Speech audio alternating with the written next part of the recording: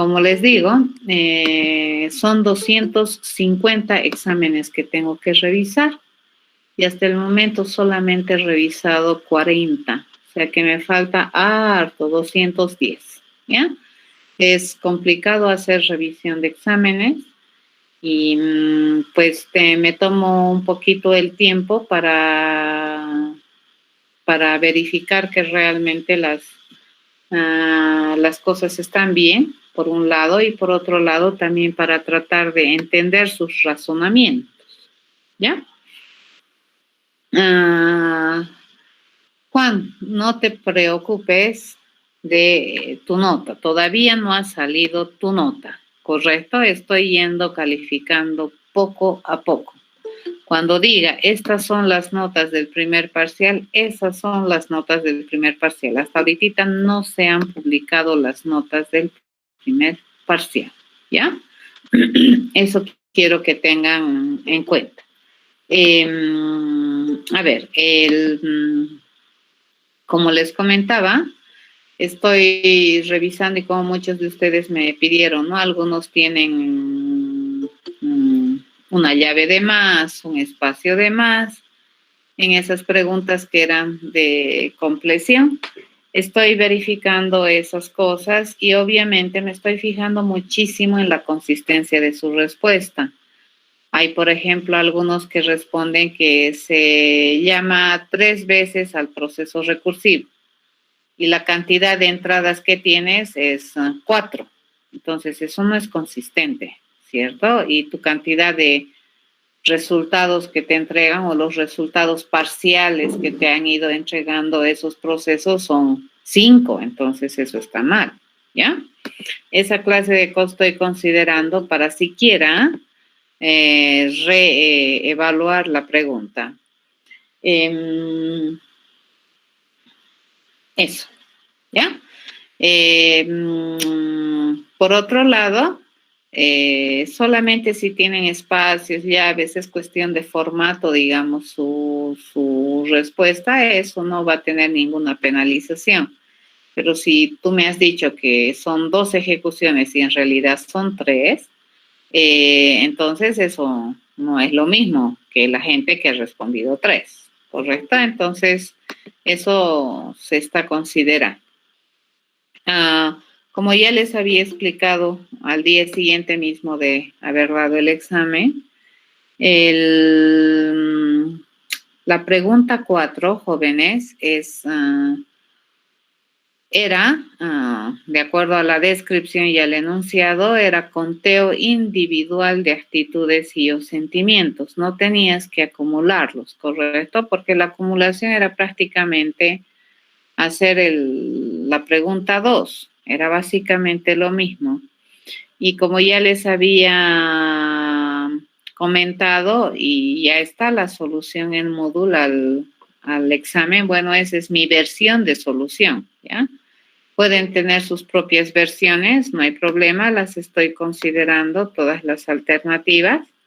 Pero eso sí, muchachos, sí, y muchachas, si yo encuentro algún indicio de fraude, eso automáticamente va a tener un 1 en su nota, ¿no? Entonces les voy a también escribir por qué yo considero que hay un fraude, con quién es la copia, ya sea de lógica, o sea, 2 lógicas malas no pueden existir, ¿de acuerdo? Eso no puede suceder. Como ya les había comentado, la toma de exámenes en este semestre es algo raro por las circunstancias que nos está tocando vivir, pero por ese mismo hecho las revisiones está tomando mucho más tiempo también y obviamente la desconfianza y la confianza es algo medio raro, ¿no? Tengo confianza en ustedes, pero cuando yo veo algún tipo de fraude, mi desconfianza se enciende y empiezo a ser más incisiva en todo lo que miro. De todas maneras, no es interesante que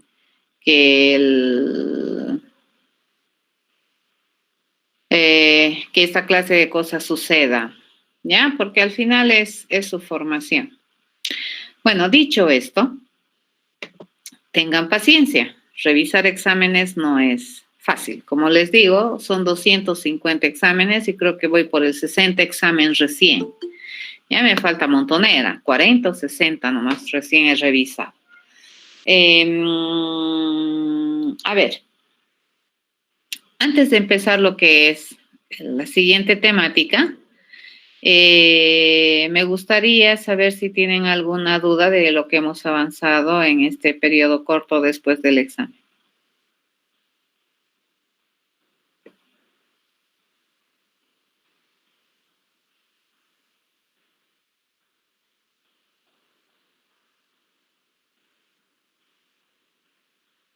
¿Alguna duda, consulta?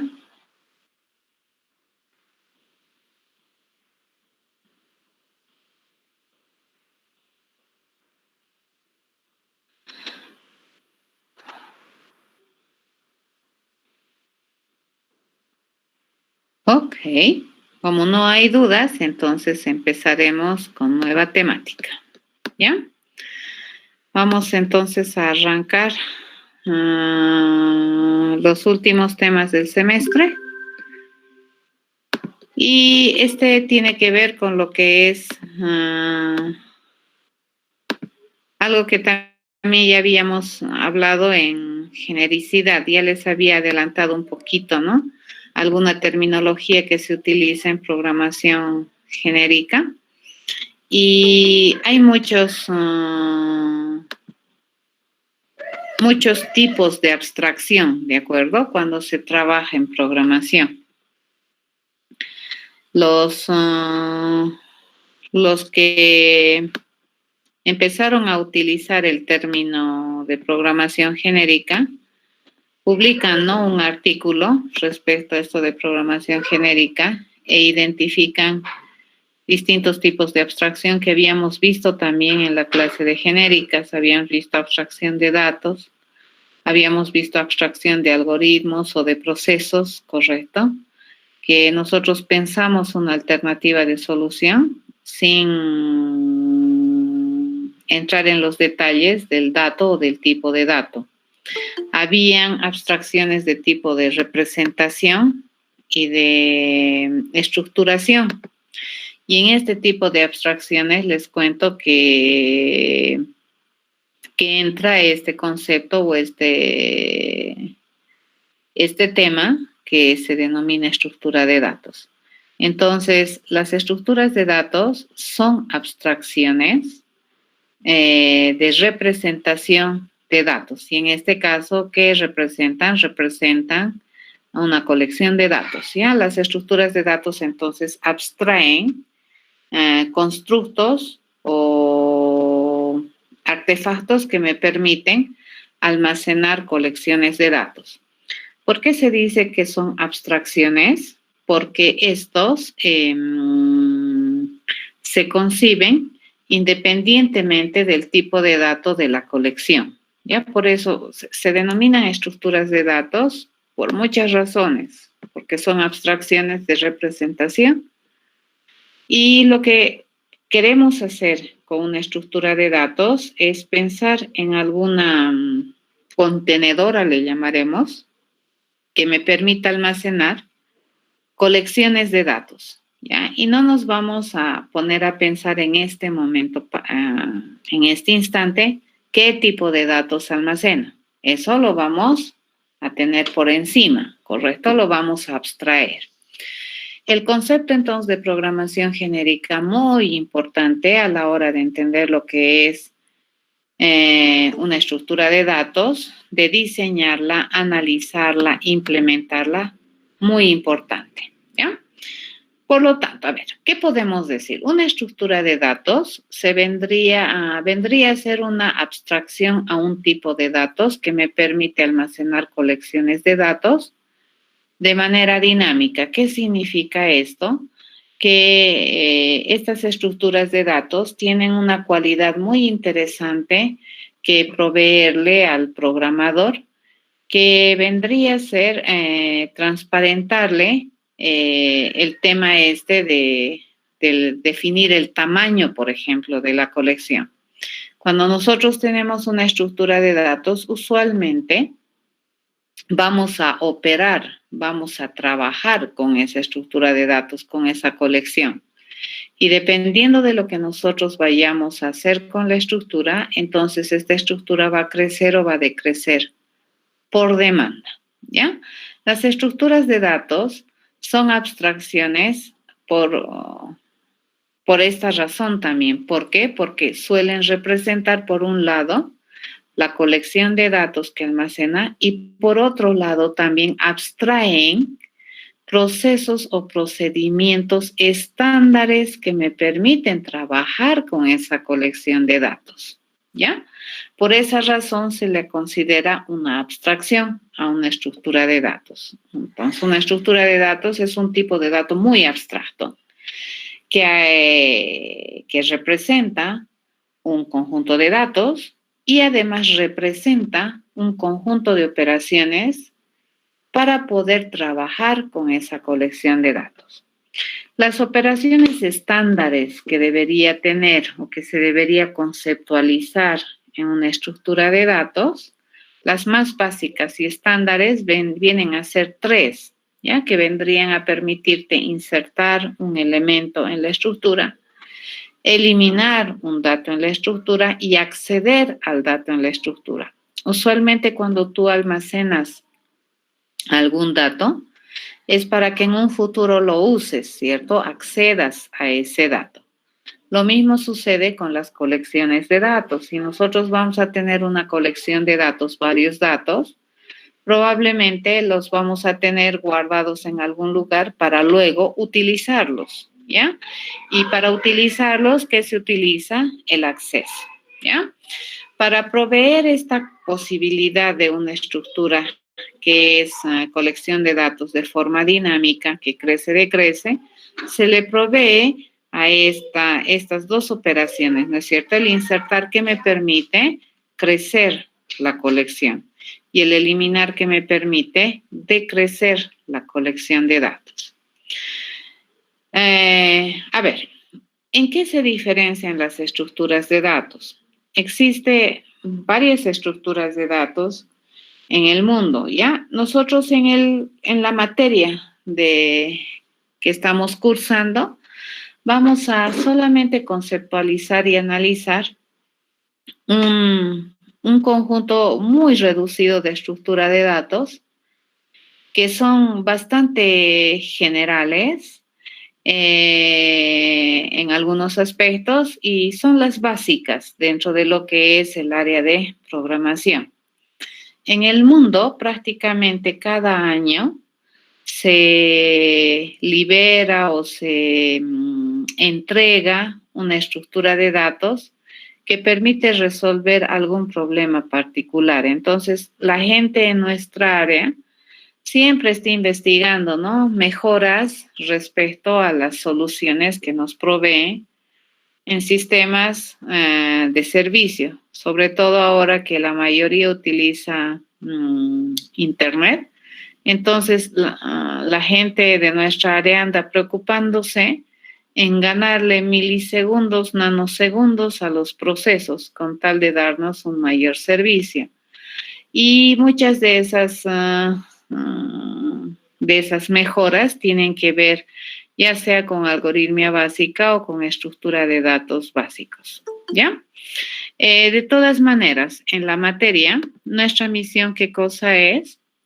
Es introducir las estructuras de datos, conceptualizarlas, analizarlas, diseñarlas e implementarlas con la finalidad de que si en un futuro ninguna estructura de datos que tu lenguaje te provee te satisface, tú puedas también diseñar tu propia estructura de datos sin temor, ¿ya?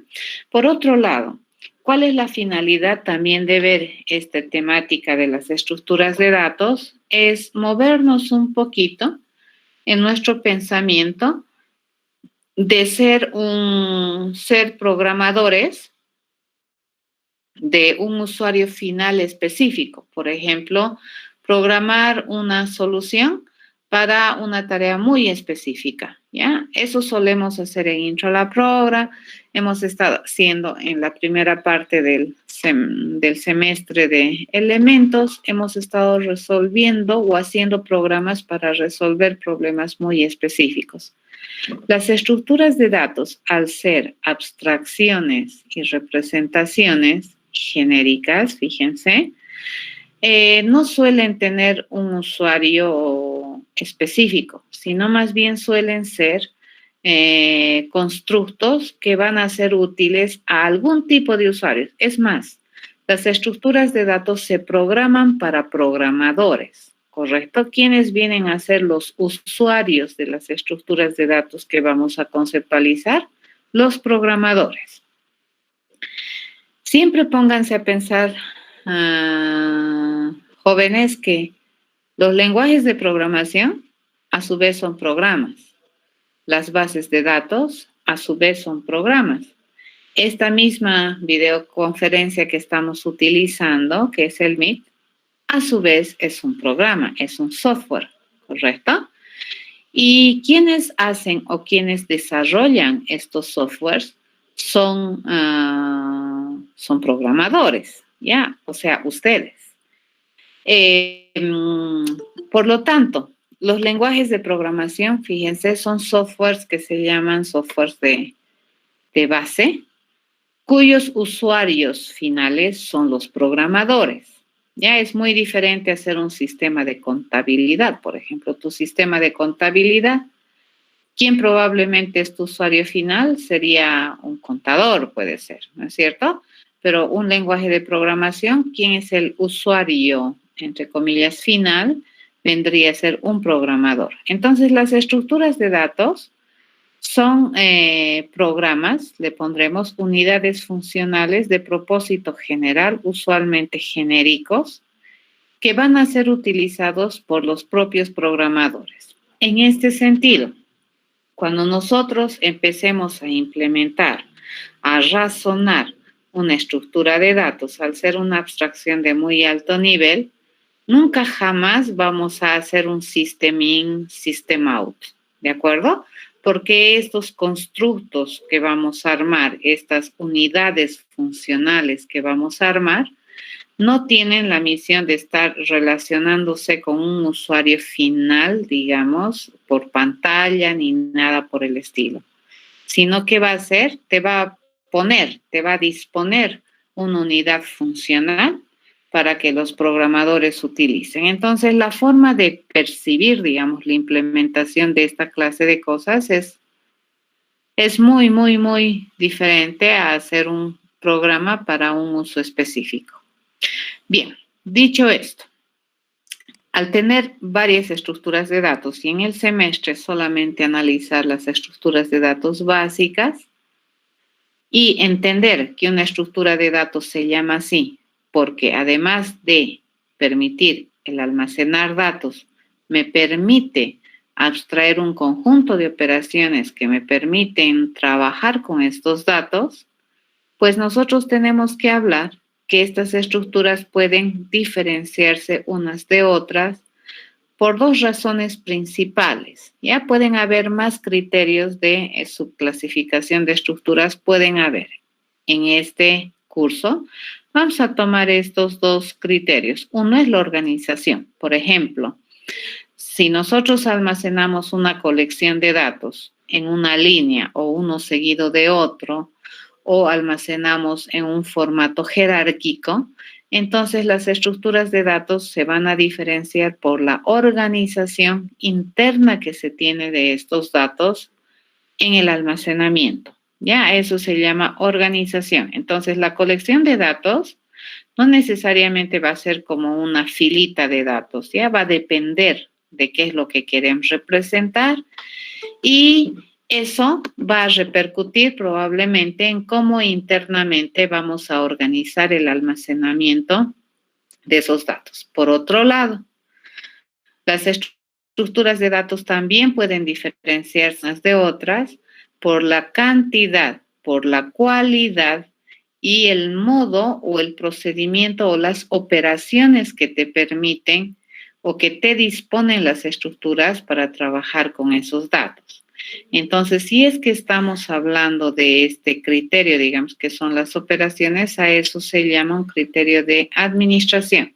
Entonces, las estructuras pueden organizar el almacenamiento de los datos de varias formas y pueden permitir administrar esa colección de datos de varias maneras también. Pueden ser ya sea restringidas o no restringidas, y eso vamos a ir viendo en el resto del curso. Ya esa va a ser nuestra misión en la materia a partir de ahora.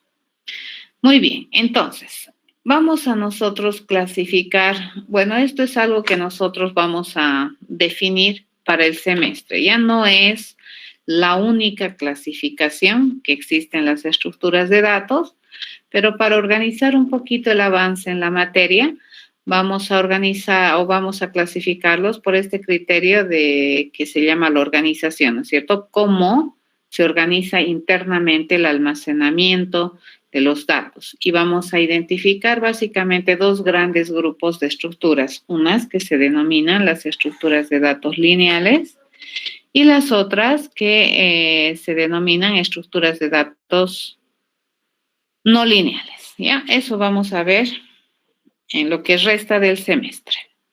Bien, empezaremos entonces. Bueno, por la organización tendríamos estas, ¿no? Las lineales y las no lineales. Y por la administración podemos tener estructuras de datos que tienen operaciones restringidas bajo algún modelo de administración, o podemos tener más bien estructuras de datos que no tienen ninguna restricción de operación. ¿A qué me refiero que no tienen restricción de operación? Me refiero a que sus operaciones suelen ser estándares y de propósito general, sin ninguna probablemente restricción muy definida, ningún modelo específico que seguir, ¿ya? En cambio, las restringidas en operación suelen tener usualmente alguna ductilidad en su operación. Por ejemplo, pueden estar regidas por algún modelo de administración o pueden estar pensadas para mantener datos ordenados o pueden estar pensadas para, por ejemplo, privilegiar alguna operación en la estructura. Bien, esas serían las formas de clasificar en el curso. Como les digo, no es la única. Vamos a agarrar nosotros la clasificación inicial por la organización y vamos a iniciar nuestro estudio de las estructuras de datos por este criterio, ¿no? Vamos a ver primero lo que son las estructuras de datos lineales y vamos a ver luego las estructuras de datos no lineales. A ver, veamos. Las estructuras de datos lineales se denominan así porque resulta que cuando nosotros vayamos a almacenar la colección de datos, estos datos siempre tienen que cumplir un conjunto de propiedades que siempre vamos a encontrar en esta clase de estructuras, ¿ya? A ver, por ejemplo, se dice, si nosotros tenemos un dato que pertenece a una estructura de datos lineal, ese dato siempre va a ocupar exactamente una posición, ¿de acuerdo? A ver, nos pondremos a pensar en un arreglo hecho a corchetes, ¿sí? En un arreglito hecho a corchetes, cada dato siempre ocupa una posición, ¿no es cierto? En un instante de tiempo. Similar a eso vendría a ser en una estructura de datos lineal. Todo elemento o todo dato que vamos a ubicar en la estructura siempre va a ocupar una posición. De manera recíproca, en una estructura de datos lineal, las posiciones siempre identifican o siempre están almacenando un dato de la colección. ¿Ya? Entonces, si yo digo el elemento de la posición 3, entonces si hay la posición 3 en la estructura, esa posición tiene exactamente un dato, ¿ya? De alguna naturaleza. Ahora, que el dato sea simple, complicado, esa ya es otra historia, ese es otro nivel de abstracción. Por otro lado, ¿qué te dice? En esta organización lineal de los datos de la colección, se respeta siempre esta relación. Si se tiene un dato almacenado en la colección, se dice que inmediatamente después de él, a lo sumo, ¿cuántos datos enseguidita de él, cuántos datos puede haber? Exactamente uno a lo sumo, ¿ya? Así, entonces hay una relación de un antes-después. A este elemento que está después se le conoce como el sucesor, ¿ya? Entonces, si hay un dato en la estructura, este dato puede tener un sucesor a lo sumo.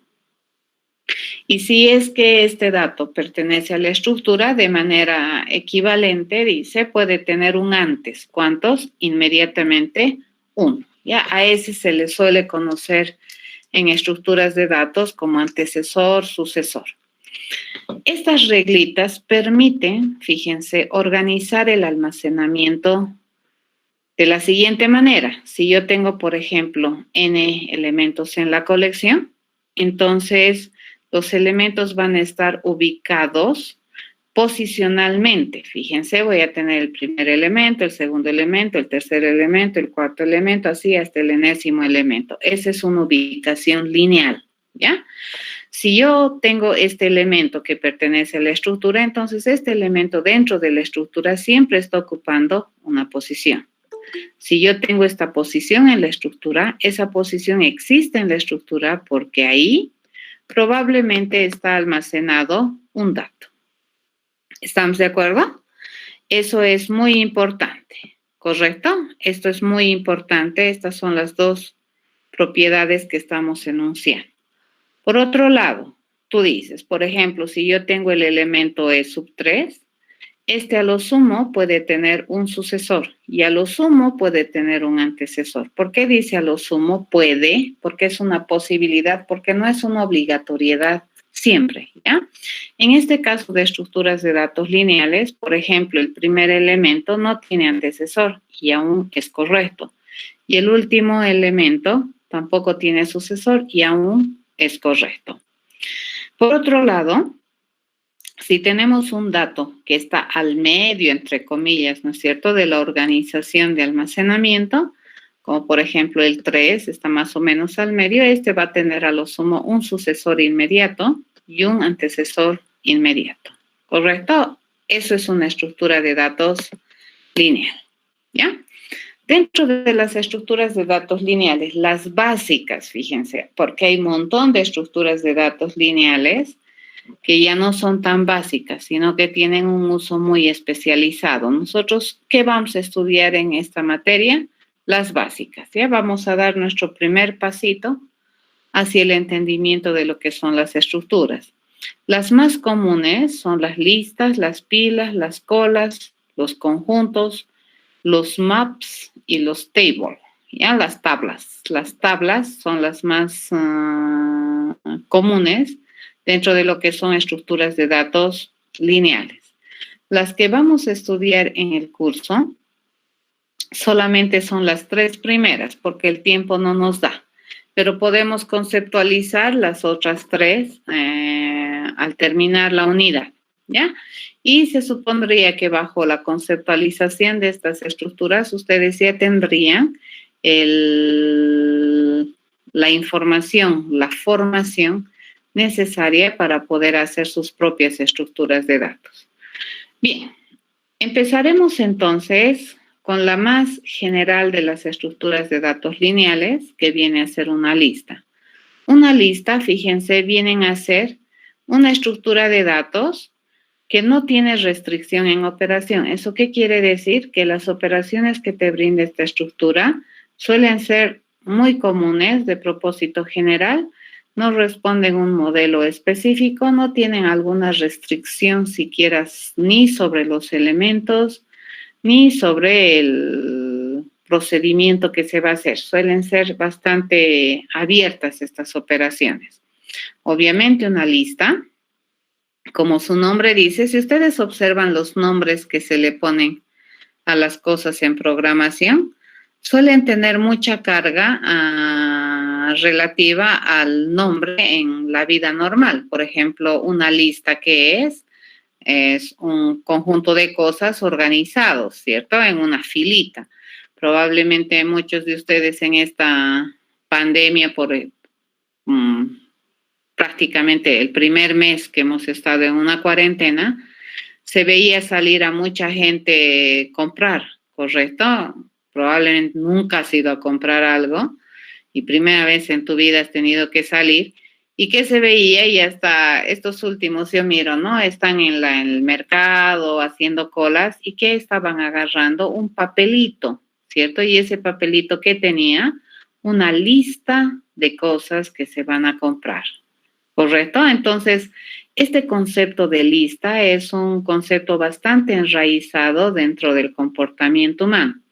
Y lo que se trata de hacer con esta estructura de datos es modelar este concepto de la lista, ¿ya? La lista, entonces, básicamente, ¿qué hace? Te permite almacenar un conjunto de datos que están organizados por posición, ¿no es cierto? Entonces, probablemente tu lista no tiene ninguna otra objetivo más, a menos que le pongas ya un poco más de tiempo y qué sé yo, vas a armar ya otro tipo de colección de datos, pero usualmente cuando te mandan, a ver, tienes que comprar pan, ¿cuántos? 1 peso de pan, 10 huevos, así, y vas anotando, ¿no? Y te dicen, ay, me estoy olvidando, le tienes que comprar esto. ¿Dónde le añades el nuevo elemento? Al final de la lista, ¿ya? Esta estructura de datos, entonces, modela ese tipo de almacenamiento, ¿ya? Y básicamente, ¿qué puedes hacer en tu lista? Puedes ir viendo en cualquier orden, ¿no es cierto? Miras y dices, bueno, estoy pasando por la sección de panadería y voy a comprar pan. Y si te organizas, entonces no voy a volver a la panadería nuevamente. Si más abajo me dicen que tengo que llevar, qué sé yo, un queque, ¿correcto? Entonces, pan, queque, y accedes, ¿no es cierto?, a las posiciones o a los elementos de la lista sin ninguna restricción.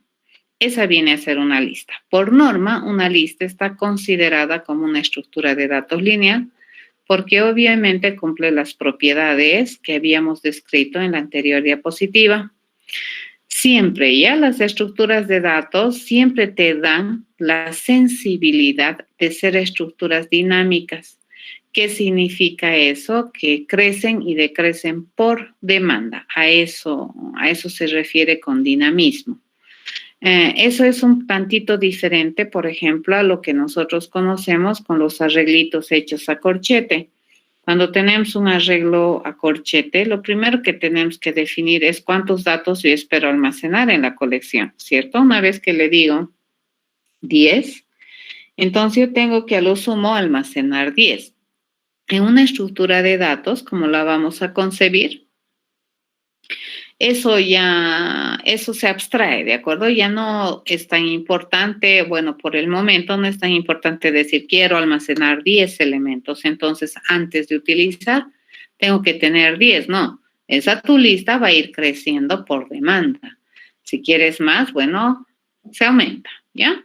Ahora, la forma en que los lenguajes de programación te proveen estas estructuras, eso va a depender de cómo implementan. Nosotros vamos en el curso a hacer nuestras propias implementaciones de estas estructuras de datos. ¿Por qué razón? Repito, para que ustedes puedan entender primero qué es la estructura de datos y segundo, que desarrollen capacidades para poder en un futuro, si es que es necesario, hacer sus propias estructuras de datos sin problemas. Para eso se están formando, ¿ya?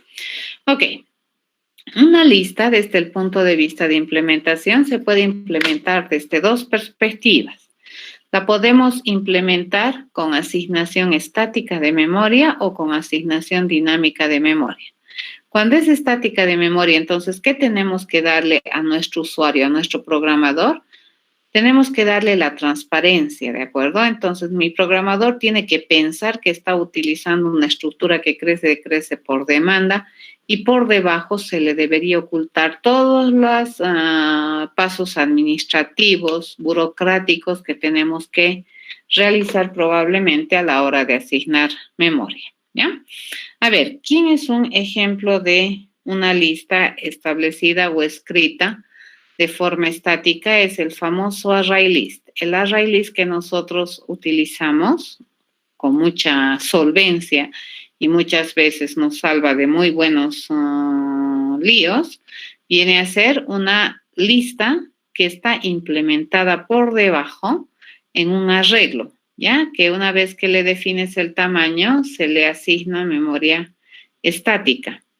Y cuando nosotros incrementamos elementos, por ejemplo, a un array list, internamente, fíjense, el array list que hace, te lo va a redimensionar el arreglo donde está almacenando, copia los datos y eso te lo va a hacer cada vez que tú sobrepases la capacidad estimada que le define el array list a tu contenedora. ¿Ya? Entonces, cuando tú construyes un array list, por defecto y abajo, ¿qué te lo va a construir? Te lo va a construir un arreglo de 10 posiciones.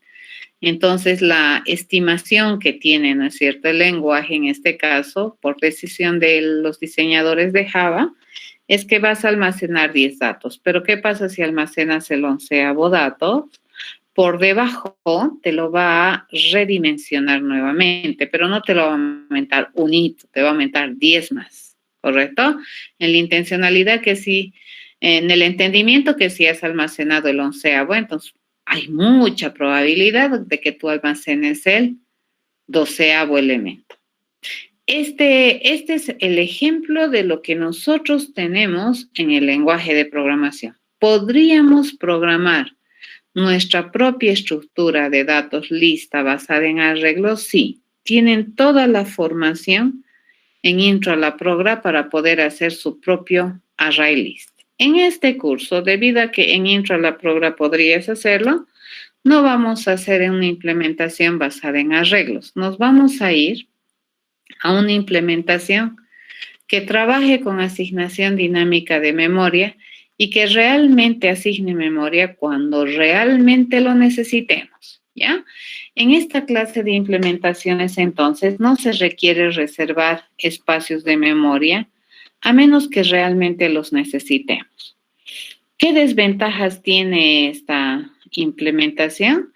Es que el acceso suele ser secuencial, ¿de acuerdo? Para poder identificar, por ejemplo, el elemento de la posición 3, y como nosotros no sabemos en qué posiciones están los datos, como los vamos a ir generando a medida que vayamos necesitando, entonces para entrar al elemento de la posición 3 probablemente necesito entrar a la posición 1, entrar a la posición 2 y luego a la posición 3. A eso se llama acceso secuencial.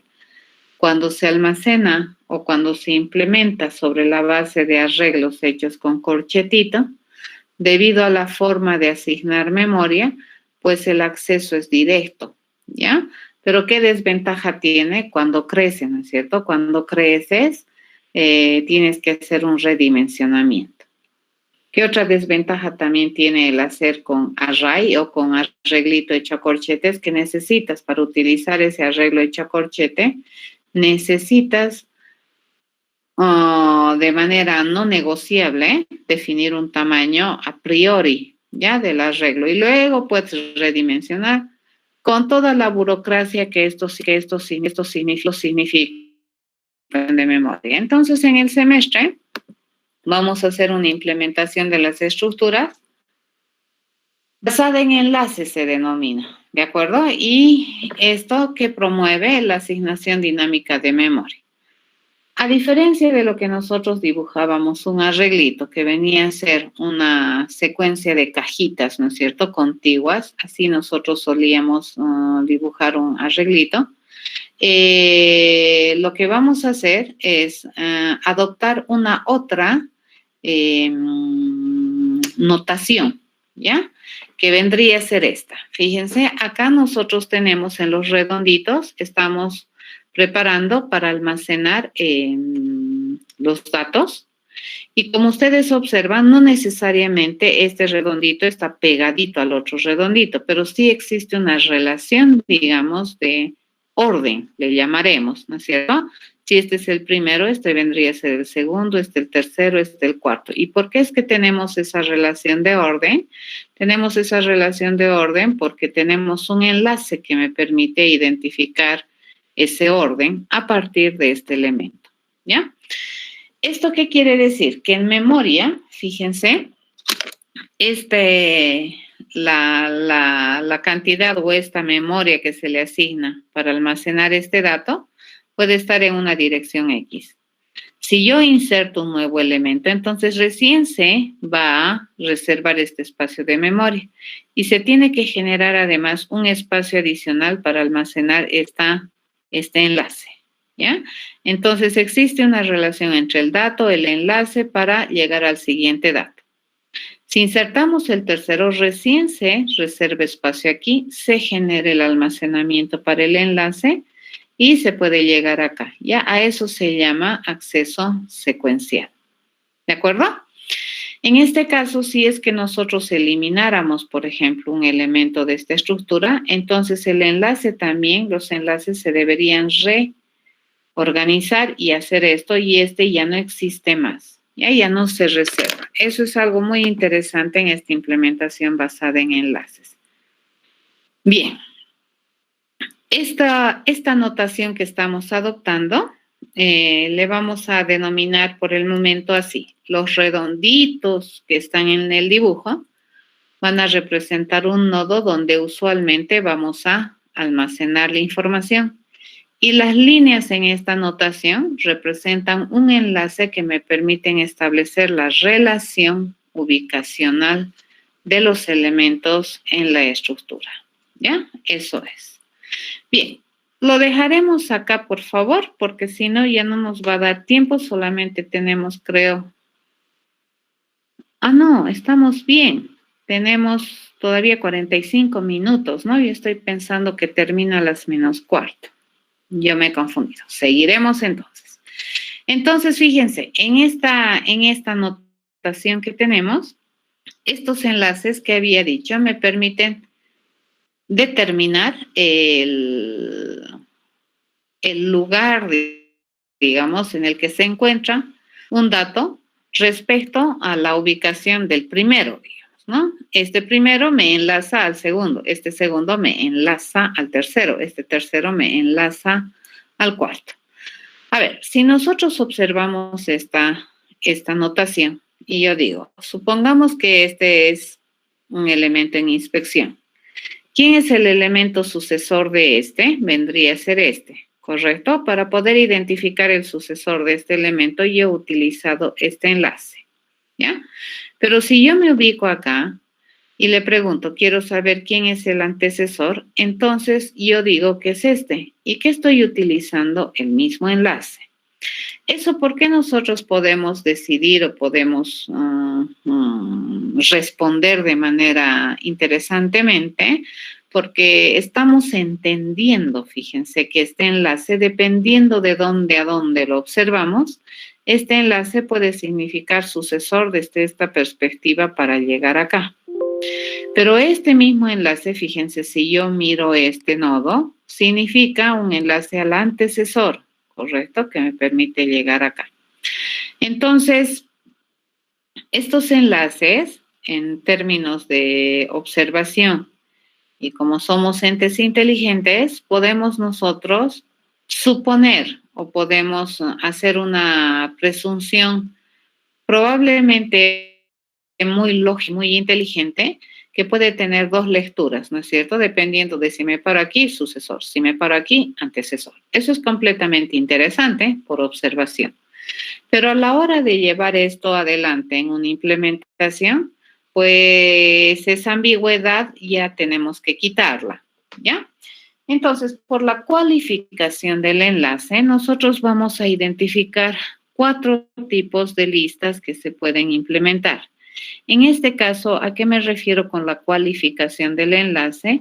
Mi enlace tiene que tener una semántica, ¿ya? El enlace tiene que significar ya sea enlace unidireccional y a dónde. ¿Ya? En este caso, por ejemplo, por defecto, si mi enlace es unidireccional, tiene una dirección nomás, tiene una lectura. Esta lectura, ¿cómo se leería? Sucesor, ¿correcto? Este enlace, entonces, ¿qué representaría? Al sucesor. Este enlace que representa al sucesor. Entonces, ya no es más verdad que si nos paramos en este dato, fíjense en este redondito, ya no es más verdad que este enlace lo vamos a leer o nos va a servir también para llegar al antecesor, ¿correcto? Eso ya no es correcto, ya no es verdad. A este tipo de lista, fíjense, en el cual el enlace solamente tiene una semántica, una significancia, se le conoce como una lista de simple enlace. ¿Eso qué quiere decir? Que la forma de caminar, digamos, rápidamente en la estructura es sucesor, sucesor, sucesor, sucesor. Retroceder es un poco difícil, ¿ya?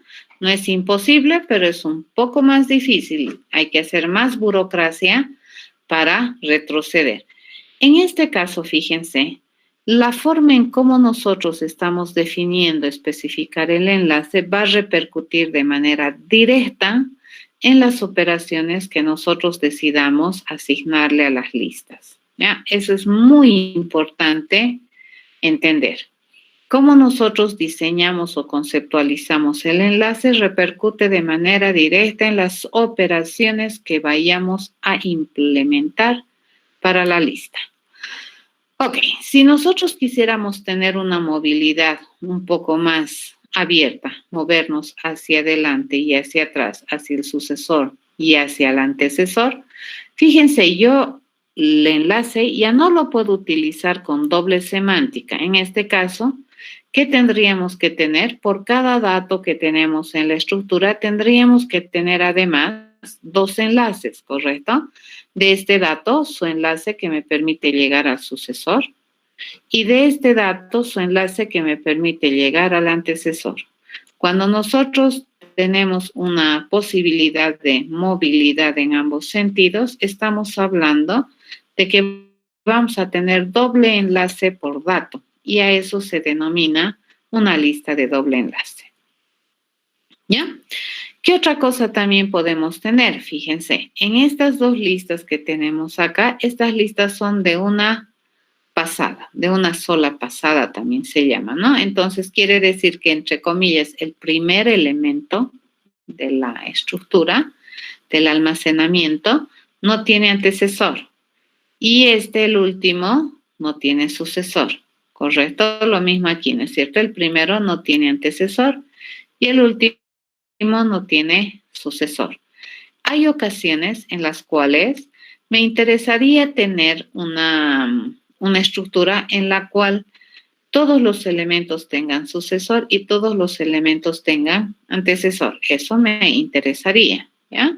¿Cuáles son las razones? Probablemente para modelar tipos de datos o colecciones de datos que aparentan ser infinitas, ¿ya? Entonces, acá, por ejemplo, ¿qué es lo que nosotros tenemos? Que todo elemento tiene su sucesor, sin excepción, ¿ya? Entonces, el primer elemento tiene un enlace a su sucesor. Este tiene un enlace a su sucesor y así. Y el último elemento dice su sucesor, ¿quién es? Es el primer elemento. A este tipo de estructura o este tipo de diseño se le conoce como una lista circular de simple enlace. Y abajo que tenemos una lista circular de doble enlace, similar a esta, pero ¿cuál es la diferencia? Que acá tenemos movilidad en ambos lados. Van a tener harto cuidado en lo que estamos diciendo. Esta lista de simple enlace me permite movilidad, ¿ya? A partir de un dato yo me puedo mover de manera muy rápida al sucesor. Pero eso no significa que este elemento no tiene antecesor. Tiene antecesor. Pero llegar a partir de este elemento a su antecesor es difícil, ¿correcto? Porque no tengo el enlace. Pero ¿puedo saber quién es el antecesor de este elemento? Puedo, ¿ya? Entonces, acá nos estamos dando cuenta que probablemente el procedimiento para decidir el antecesor de un dato en esta configuración y en esta configuración y en esta configuración y en esta configuración va a ser diferente, ¿correcto? Por ejemplo, si yo le pregunto el antecesor de ese elemento, me va a decir no hay. Si le pregunto el antecesor de este elemento, me va a decir no hay. Si le pregunto el antecesor de este elemento, me va a decir es este. ¿Correcto? Ahora puedo llegar fácil, esa es otra historia. El antecesor de este elemento, ¿quién es? Es este. ¿Puedo llegar fácil al antecesor? Sí. ¿Ya? Si yo me paro acá y le digo, quiero saber el antecesor de este elemento, ¿tiene? Tiene. ¿Quién es? Este. ¿Puedo llegar facilito si estoy aquí? No. Pero ¿puedo encontrarlo? Sí puedo encontrarlo, lo tendría que buscar. Pero si es que estamos parados acá en una lista de doble enlaces, ustedes observan, y yo le digo, quiero saber el antecesor, bueno, tiene, y además puedo llegar fácil, ¿ya? El hecho de que no tengas un enlace al antecesor no significa que los elementos no tienen antecesores. Mucho cuidado. ¿Qué significa? Que tienen, pero la forma de llegar probablemente va a ser muy diferente en esta situación que en esta situación. ¿Ya?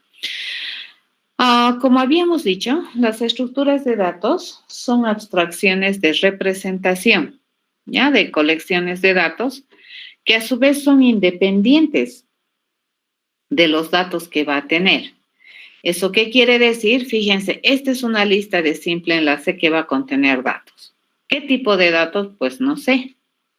Algún tipo de datos, ¿ya? En este caso, entonces, mis estructuras de datos las vamos a concebir a su vez como una, nuevamente, fíjense, por todo lado estamos reforzando, ¿no es cierto? Como una unidad de información o como una unidad funcional también genérica.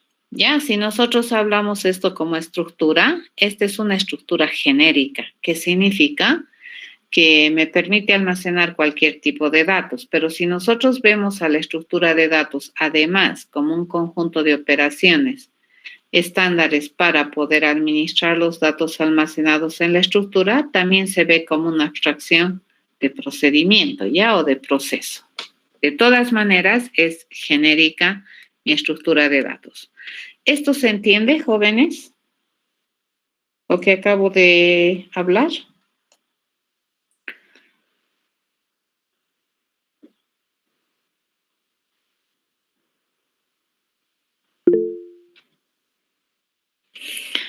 Ok, entonces es una representación, ¿cierto? Estamos haciendo una representación de lo que es una estructura de datos y estamos haciendo una representación independiente del tipo de datos. Entonces es posible que en esta estructura yo pueda almacenar cuando a mí me parezca enteros, en otras ocasiones puedo almacenar caracteres, cadenas o lo que se te ocurra.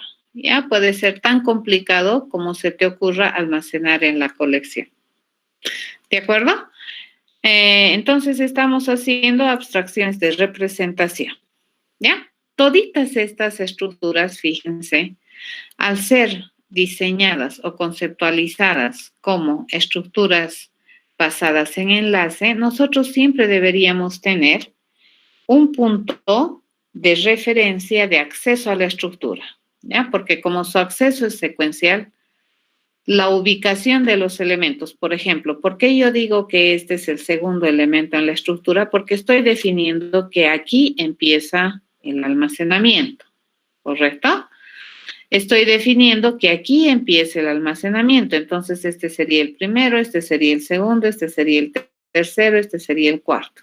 Esa es una de las razones. La otra de las razones es importante identificar este punto de acceso porque a partir de aquí, como acabo de decir, es por donde vamos a acceder a los elementos de la colección. Entonces, si yo quiero acceder al tercer elemento, no me va a quedar otra que acceder por aquí, primero, segundo y tercero. ¿De acuerdo? Esa es la forma de acceder y eso se llama estructura de datos de acceso secuencial. ¿Qué significa CD? A ver, CE significa simple enlace, DE significa doble enlace, CSE significa circular de simple enlace y la CDE significa circular de doble enlace. ¿De acuerdo? Esos sus sufijos vendrían a ser la cualidad del enlace. Ya estamos diciendo cómo es el enlace en cada diseño, ¿ya? Muy bien. Toditas estas, a su vez, fíjense que tienen de común, que toditas tienen que tener un punto o un dato distinguido que se constituya en el primer elemento de acceso de la estructura, ¿ya? Eso. Toditas estas, fíjense, lista de simple enlace, la de doble enlace, la circular simple enlace y la circular doble enlace, toditas, ¿qué cosas son? son listas. ¿Ya? Todas son listas que tienen peculiaridades respecto a decidir la accesibilidad a la estructura, ¿no es cierto? De simple enlace es la accesibilidad en un solo sentido, ¿no es cierto? De doble enlace es la accesibilidad en dos sentidos. La circular de simple enlace, accesibilidad en un sentido, pero te da la sensibilidad de que tienes una colección infinita, ¿no es cierto? Periódica. Y la circular de doble enlace, accesibilidad en dos sentidos y sensibilidad de infinitud de la lista. ¿De acuerdo? Toditas esas, pero están catalogadas como listas. ¿Estamos de acuerdo? Ok, ahora sí, lo dejaremos acá, porque si no ya no nos va a dar tiempo para empezar a avanzar lo que quiero avanzar, que ya tiene que ver con un poquito de diseño. Hasta aquí, ¿qué hemos hecho? Solamente hemos conceptualizado, hemos dibujado, hemos dicho, ok, los enlaces tienen que tener semántica, ¿no es cierto? Tienen que representar si avanzo adelante, avanzo hacia atrás, si quiero avanzar en ambos sentidos, entonces un enlace por dato ya no me sirve. ¿Cuántos enlaces por datos necesito? 2, y así. ¿De acuerdo?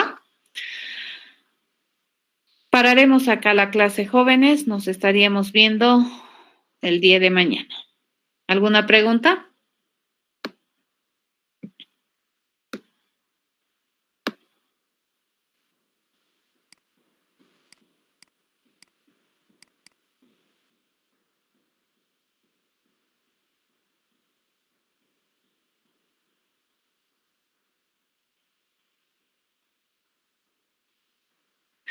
Sí y no, va a depender. Porque, por ejemplo, va a depender de la abstracción de T. Fíjate, si nosotros tenemos que T representa un tipo de datos de muy alto nivel de abstracción, por ejemplo, si yo digo que T es una figura, entonces yo le puedo estar, fíjate, si T fuera de clase figura, entonces aquí yo le puedo poner triángulo, rectángulo, círculo, qué sé yo, paralelogramo, cosas así. Pero no le puedo poner, ¿no ve? Peras, rectángulo, estudiante, gato, no puedo hacer eso, a menos que todos sean de una misma naturaleza. Por norma, las colecciones de datos tienen una cualidad. ¿Y qué son? Que tienen, las colecciones representan a datos de un mismo tipo, de una misma naturaleza. ¿Ya? Pero aquí no podríamos decir, sí y no, te he respondido, ¿verdad, Juan? Podrías tener los datos que almacenas aquí, no necesariamente pueden ser del mismo tipo, pero este T tendría que ser un tipo de dato abstracto, figura, entonces aquí triángulo, rectángulo, círculo, así. Pero no podría yo ponerle aquí una cosa tal que papa, rectángulo, estudiante, perro, qué sé yo, serpiente, no. ¿De acuerdo? Por norma, las colecciones respetan el principio de ser colecciones de datos de una misma naturaleza mínimamente, si no es de un mismo tipo.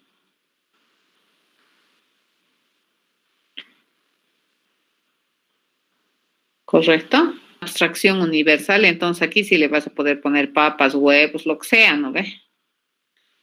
Pero el chiste es que tampoco vas a poder hacer mucho. Bueno, la estructura te va a almacenar datos, y está. Te va a permitir acceder, te va a permitir eliminar, te va a permitir insertar. La lista es así, es general, ¿ya? ¿Qué más?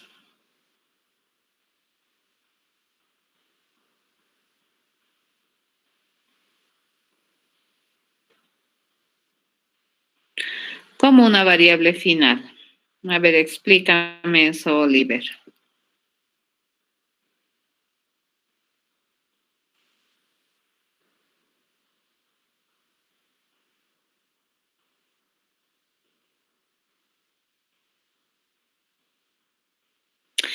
¿Quieres ponerle otra referencia? Porque ahorita solamente tenemos la referencia al INI. ¿Quieres ponerle una referencia al final? ¿Eso me preguntas? Sí, se puede. ¿Ya? Se puede. En el caso nuestro vamos a implementar solo con una referencia. Hay algunas otras estructuras en las cuales sí se requiere dos referencias, pero en la lista podemos tener solo una referencia. Dos también es posible, ya depende de cómo se diseña y se conceptualiza. ¿Qué más?